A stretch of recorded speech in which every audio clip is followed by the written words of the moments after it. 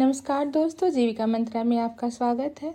आज की वीडियो में हम जानेंगे कि दशहरा क्यों मनाया जाता है। आखिर ऐसी क्या विशेषता है दशहरा के मनाने के पीछे। कहते हैं दशहरा पाप पे पुण्य की जीत है, बुराई पे सच्चाई की जीत है। अगर हम अध्यात्म की बात करें तो इसके पीछे दो कारण हैं। एक तो राम और रावण से जुड़ी है, जिसे हम रामायण के नाम से जानते हैं। दूसरा देवी दुर्गा और महिषासुर से जुड़ी है। तो सबसे पहले हम रामायण की कथा सुनते हैं। रामायण में राम कौन थे? अयोध्या की राजा दशरथ की 3 रानियां थीं, कौशल्या, कैकेयी और सुमित्रा। बहुत समय तक संतान न होने के कारण उन्होंने यज्ञ करवाया। 4 पुत्रों का जन्म हुआ, राम, भरत, लक्ष्मण और शत्रुघ्न। राम सबसे बड़े थे, मर्यादा पुरुषोत्तम थे और भगवान विष्णु के अवतार थे। जनकपुरी की राजकुमारी सीता स्वयंवर में एक बहुत बड़ी शर्त रखी गई थी। जो शिव जी का धनुष तोड़ेगा वही सीता से विवाह करेगा। राम ने धनुष तोड़ा, सीता से विवाह किया। अयोध्या में खुशियों की लहर दौड़ आई।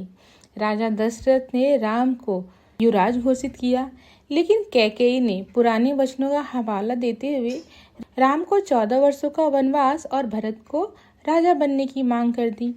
राम ने पिता के वचनों की खातिर सब कुछ त्याग दिया। सीता और लक्ष्मण भी उनके साथ बन गए। वन में राक्षसी शूर्पणखा ने, जो कि रावण की बहन थी, राम से विवाह करने की इच्छा जताई। लक्ष्मण ने क्रोध में उनके नाक काट दिए। वह अपने भाई रावण से बदला लेने को कही। रावण ने स्वर्ण मृग के बहाने सीता का हरण कर लिया और उन्हें लंका ले आया। राम सीता की खोज में भटकते रहे। फिर उनकी मुलाकात हुई हनुमान और वानर सेना से। हनुमान लंका गए, सीता से मिले, राम की अंगूठी दी और लंका जलाकर लौट आए। राम ने समुद्र पर राम सेतु बनाया और वानर सेना के साथ लंका पहुंचे। भीषण युद्ध हुई। अंततः राम ने रावण का वध किया। अयोध्या वापसी हुई। राम, सीता, लक्ष्मण वनवास पूरा कर अयोध्या लौट आए।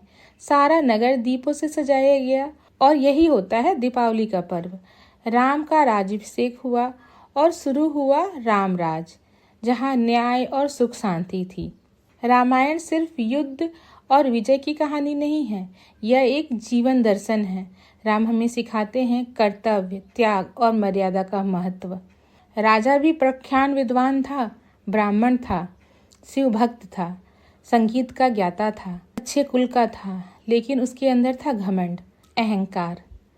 इन सबों को नाश करके जब हमारे अंदर कर्तव्य, त्याग, मर्यादा ये सब आचरण वास करने लगता है तो वही दिन होता है दशहरा। अब आते हैं देवी कथा की ओर। महिषासुर, जो कि बड़ा ही पराक्रमी राक्षस था और जिसे अमरता का वरदान मिल गया था, जिससे सभी देवता बड़े दुखी थे। उन्होंने सभी देवताओं का यज्ञ भाग ग्रहण करना शुरू कर दिया था। इंद्र को भी अपने राज्य से बेदखल कर दिया था, जिस कारण इंद्र आदि देवता भगवान विष्णु के पास जाते हैं और महिषासुर के वध का उपाय पूछने लगते हैं। तब ब्रह्मा, विष्णु, महेश, त्रिलोकनाथ मिलके देवी दुर्गा का आवाहन करते हैं। देवी दुर्गा ब्रह्मा, विष्णु, महेश और सभी देवताओं के शक्ति द्वारा सुसज्जित हो महिषासुर का वध करती हैं। दशहरा के दिन 9 दिनों तक यह युद्ध चलती है और दशहरा के दिन महिषासुर का वध होता है।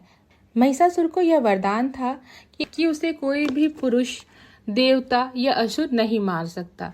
उसके नज़र में स्त्रियां कमजोर थीं और वह उसे नहीं मार सकती थी, इसलिए उन्होंने स्त्रियों के लिए वरदान नहीं मांगा था। कारण उनका नाश करने माँ दुर्गा प्रकट हुई। यह भी हमें सिखाता है कि कभी हमें किसी को भी कमजोर नहीं समझना चाहिए। अगर हमारा पाप, हमारा अहंकार चरम सीमा पर आ जाए तो हमारा नाश होना निश्चित है। यह कुछ धार्मिक कथाएं हैं जो हमें जीवन जीने का सही राह सिखाती हैं।